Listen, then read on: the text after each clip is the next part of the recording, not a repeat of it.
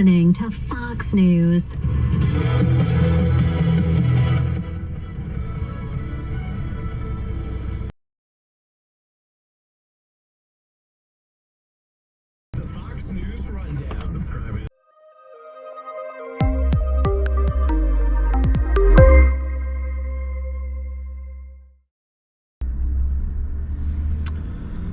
Alright, well, it's another early morning, headed out to a match. Turn right, turn left, and then turn right. It's a Saturday, so more often than that, it means I Turn am right, and then turn left. headed out early to go to a match. This one's close, so I'm not leaving that early. It's only 6 o'clock. Normally I am leaving at 3:30 or 4 o'clock to drive 2 or 3 hours to a match. This one's only an hour up the road, so not too bad to get to. It's just a little jump up the road to 17 South Rod and Gun Club, Midway, Georgia, Fleming, Georgia, and gonna have an NRL22 match. Same one that I posted the Course of Fire to the other day, and let's see what we can get. And I'll try to get some footage during the day, and then report back as to how my day went according to my plan.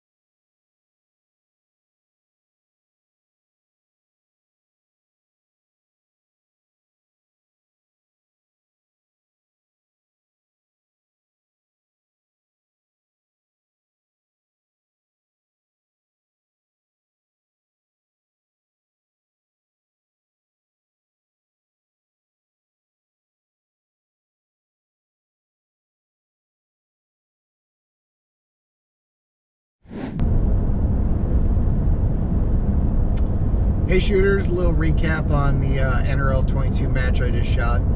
I am driving home, and I gotta tell you, it was a bit of a disappointing one, and I'll tell you about it.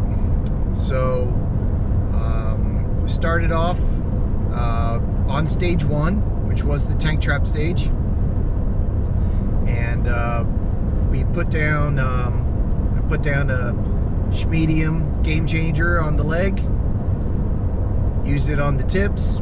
I had very little issue with it slipping, and as a matter of fact, I cleaned that stage. So first stage, clean, good.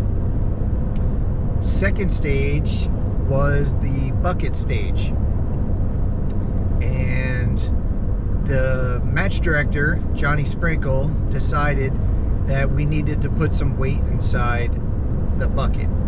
I think it's a really smart thing that he did. It's we had a lot of new shooters, and I think shooting off the rim of the bucket is just dangerous. You're just asking for someone to tip over a gun, and with people who aren't used to shooting this, and even people who are used to shooting it, it's easy to tip that bucket over. So I think having weight inside the bucket helped a lot. So I shot that different than I did on my Course of Fire video. I shot it with just the Area 419 plate medium bag on the back, and then I did use my Armageddon Gear big ass bag on as a rear bag, and shot it fairly well. I did drop 2 shots, and trying to think about which ones I believe I actually missed the nearest target twice, shooting from weak side, support side. And I think it just had to do with how close it was and how the other ones were up a little higher, and I had to get my rear bag up a lot higher in order to get to it, and I shot over the top of it. No big deal. Dropped 2 there. Went to the next stage. The 3rd stage was the prone stage, and with the KYL, I had something odd happen there. I took my first shot at the 1 inch on the KYL. Took my second shot after it stopped spinning, and it wasn't even close. Like, it went way off to the left. I don't know what kind of strange flyer I got out of that one round, but it wasn't even close. And so there must have been something wrong with that round, because it really wasn't even close to the target, and I was steady on it.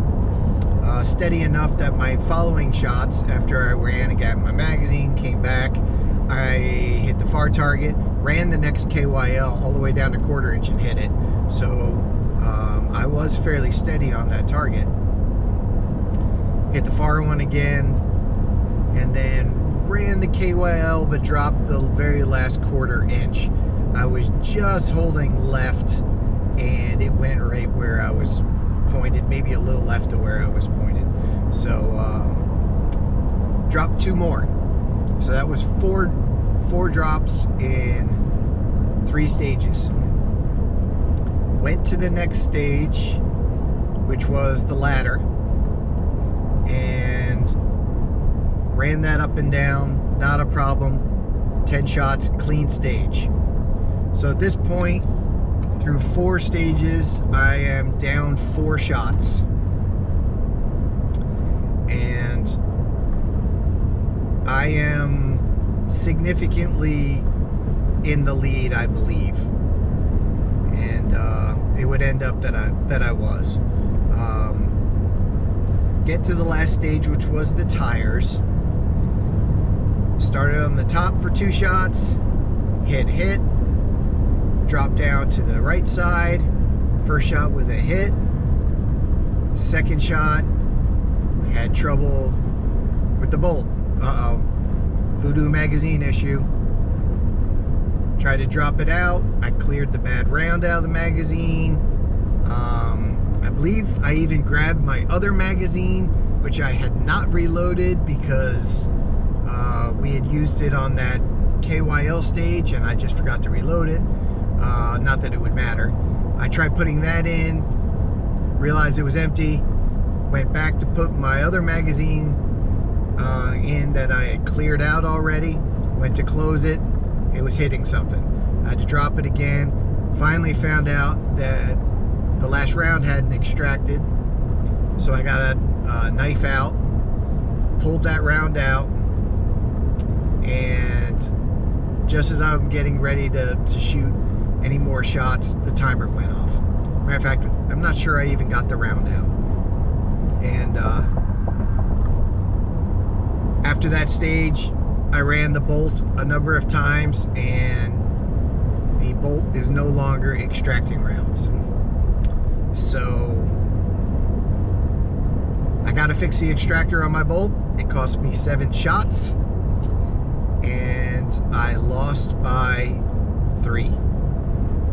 So kind of a bummer, because I was on it, and I think I, would have done fairly well on that. Even if I had dropped a couple, I still should have won the match, and I didn't. A lot of good shooters at that match. So the winner dropped 8, I dropped 11. I think we had another guy at 8 or 9, 2 9s and a 10 or so. It actually dropped me all the way to 6th place, and so it's kind of a bummer. I should have should have won the match easily, but I had a mechanical failure, and it's always a bummer to lose by mechanical failure. If it's one of those things where I lost because, you know, I did a poor job at shooting, then it's easier to take.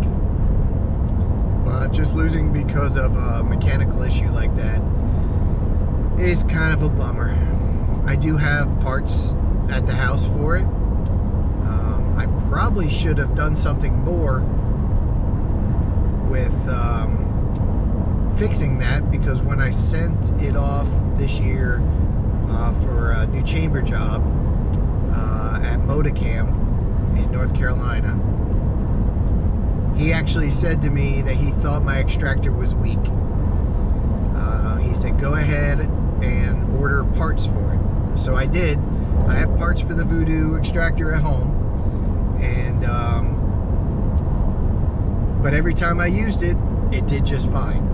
So I decided not to actually try to do anything about it until I had an issue. And Police of course, reported ahead.